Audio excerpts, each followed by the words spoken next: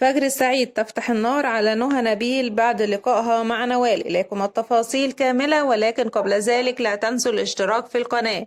فتحت الإعلامية الكويتية فجر السعيد النار على الفاشونيستا نهى نبيل، وذلك بسبب لقائها مع الفنانة نوال الكويتية في المملكة العربية السعودية، وهاجمتها بسؤال حول كيفية خروجها من الكويت في ظل قرار سحب جنسيتها هي الأخرى ضمن موجة سحب الجنسيات التي سرت خلال الفترة الماضية وشملت عدد من النجوم والمشاهير، حيث هاجمت فجر السعيد نهى نبيل بعد سفرها للعاصمة السعودية الرياض، وهناك التقت بالنجمة نوال الكويتية، وتساءلت فجر عن شرعية تنقلها وسفرها خارج الكويت في ظل سحب الجنسية وبالتالي سحب جواز سفرها الخاص.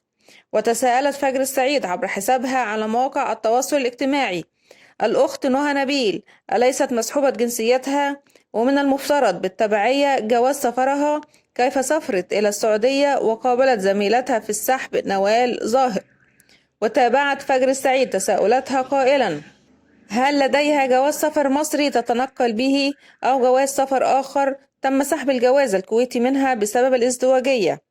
وكالعادة لاقت تساؤلات فجر السعيد تفاعلا من متابعيها، كما تعرضت الإعلامية الكويتية لانتقادات بسبب هجومها على نهى نبيل.